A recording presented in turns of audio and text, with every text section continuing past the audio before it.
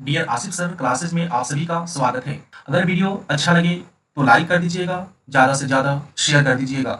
अगर चैनल पर नए हैं तो चैनल को सब्सक्राइब जरूर कर लीजिए और नोटिफिकेशन के बटन पर प्रेस करके नोटिफिकेशन को ऑन कर लीजिए, जिससे सभी क्लास का नोटिफिकेशन समय पर मिलता रहेगा, कोई क्लास मिस नहीं होगा। अब क्लास को शुरू करते हैं। प्रश्न संख्या 2 को देखिए। दर्शाइए कि कोई भी धनात्मक विषम पूर्णांक 6q+1 या 6q+3 या 6q+5 के रूप का होता है। हमें यहाँ पर सिद्ध करना है, दिखाना है कि कोई भी धनात्मक विषम पूर्णांक, विषम कहा हुआ है, देखिएगा जो दो से पूर्णतः विभाजित नहीं होती है उस संख्या को विषम संख्या कहते हैं। तो हमें दिखाना है कि कोई भी धनात्मक विषम संख्या इन रूपों में होते हैं, यानी कि 6q+1, 6q+3, 6q+5 के रूप में होते हैं।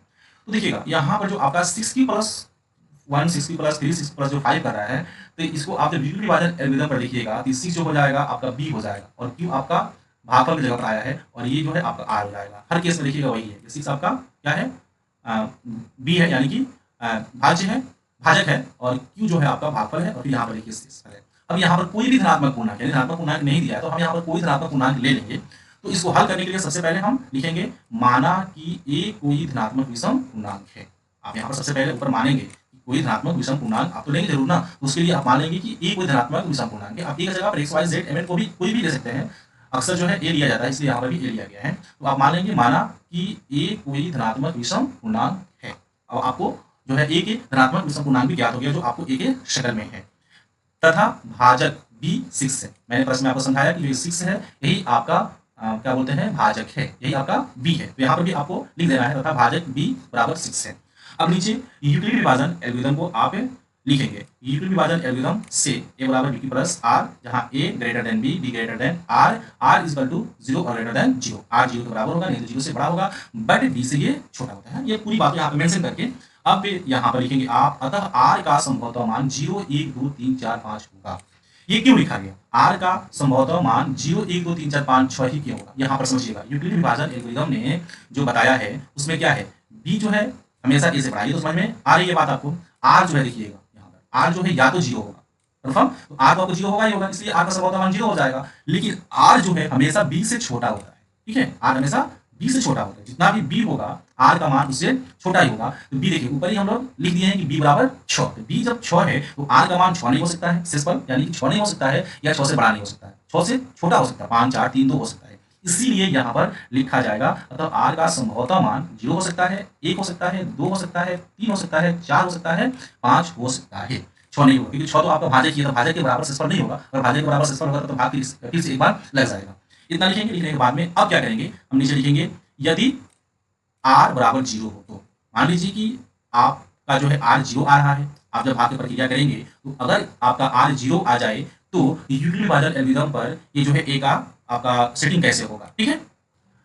तो a को हमको यूक्लिड विभाजन एल्गोरिथम पर सेट करना है। तो a बराबर क्या होता है, bq प्लस r, जैसे b आपका ऊपर 6 बताया गया है कि 6 होगा, और आपका भागफल यानी कि q तो q ही है तो q रखा जाएगा यहाँ पर, और प्लस शेषफल यदि 0 हो तो इसलिए शेषफल की जगह पर हम लोग 0 रख देंगे। अब इसी को देखिए आगे बढ़ाया गया है, तो 6q को 0 में जब आप प्लस करेंगे तो 6q हो जाएगा।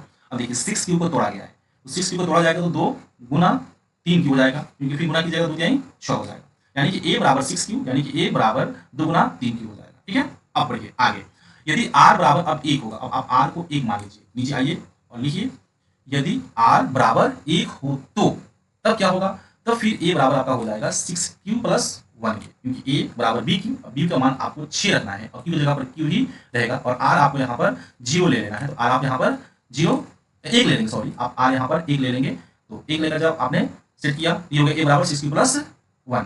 अब ये बस इतना ही बढ़िया स्टॉप हो जाएगा। अब आगे बढ़िए, यदि r बराबर 2 हो तो r बराबर आपको 2 लेकर देखना है कि a बराबर कितना होता है, a बराबर 6q प्लस r के रूप में ऐसे हो जाएगा, ठीक है। अब a बराबर 6q प्लस 2, अभी 6q प्लस 2 है, ये 6q प्लस जो 2 है इसमें से आप देखिए कुछ कॉमन निकल रहा है, वो क्या है, 2 है, 2 कॉमन निकल गया, हो गया 2 इंटू 3q प्लस 1, ठीक है। आगे बढ़िए, r का मान 3 ले लीजिए, यदि r 3 हो तो a बराबर 6q प्लस 3 हो जाएगा। पूरा वही प्रक्रिया है यूक्लिड विभाजन एल्गोरिथम का ही, एक जगह पर आपका a और b की जगह पर 6 है q, और प्लस r की जगह पर यहाँ पर 3 रखना है, पहले 0 रखे थे, 1 रखे थे, 2 रखे थे, अब यहाँ पर 3 रखेंगे, इसमें से कुछ कॉमन नहीं निकलेगा तो इसको एक बार छोड़ देंगे, आगे बढ़ेंगे।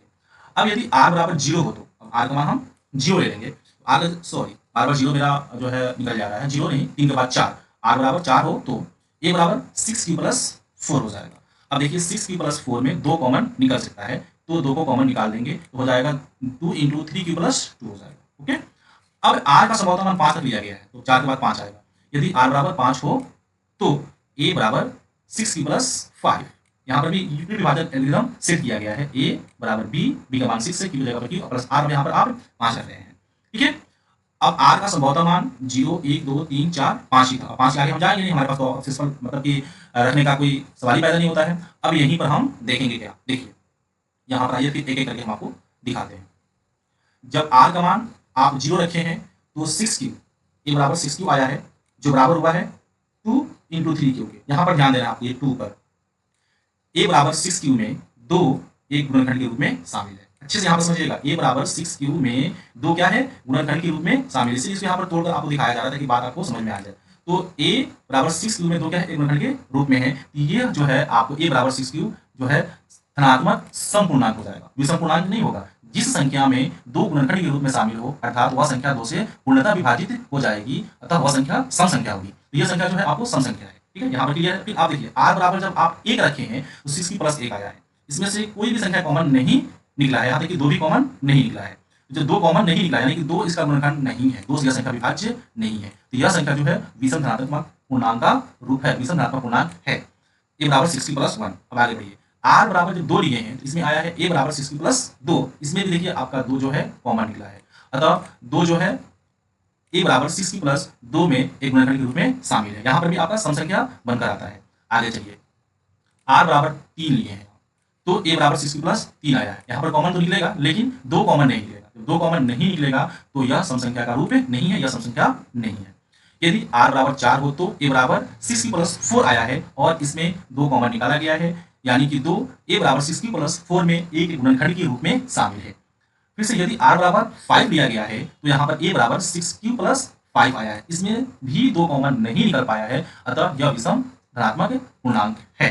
अब देखिए ये सारे प्रोसेस करने के बाद में नीचे लिखा जाएगा चूंकि ए बराबर 6 क्यू, जब आप आर का मान 0 रखें तो ए बराबर 6 क्यू आया है, ए बराबर 6 क्यू प्लस 2, ए बराबर 6 प्लस 4 में गुणनखंड के रूप में शामिल है, कौन में 2 गुणनखंड के रूप में शामिल है। अब ऊपर देखिएगा ए बराबर 6 क्यू, जब आप आर बराबर 0 लिए हैं, जब आप आर बराबर 2 लिए हैं तो ए बराबर 6 प्लस 2 आया है, जब आर बराबर 4 लिए हैं तो आपको ए बराबर 6 प्लस 4 आया है, और ऊपर आपको तीनों में दिखाया गया है कि 2 कॉमन निकला है, अतः 2 जो है इन तीनों में गुणनखंड के रूप में शामिल है, अतः ये समपूर्णांक है। फिर नीचे लिखिएगा आप, अब ए बराबर 6 प्लस 1, ऊपर जब आपने आर बराबर ए लिया था तो ए बराबर 6 प्लस 1 आया था, आर बराबर जब 3 लिया था तो ए बराबर 6 प्लस 3 आया था, आर बराबर 5 लिया था तो ए बराबर 6 प्लस 5 आया था।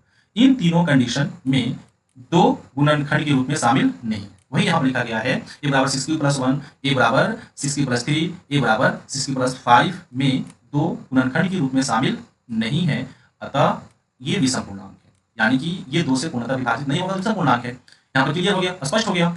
नीचे फिर लिखा जाएगा इस प्रकार सिद्ध होता है कि धनात्मक विषम पूर्णांक 6 प्लस 1, 6 प्लस 3 तथा 6 प्लस 5 के रूप में होता है। ठीक है, यहाँ पर ये आगे बढ़ जा रहा है, चलिए कोई बात नहीं, ये यहाँ पर आपने लिख दिया और स्पष्ट करके आपने बिल्कुल यहाँ पर सिद्ध कर दिया कि कोई भी धनात्मक विषम पूर्णांक 6 प्लस 1, 6 प्लस 3 तथा 6 प्लस 5 के रूप में होता है। Best of luck.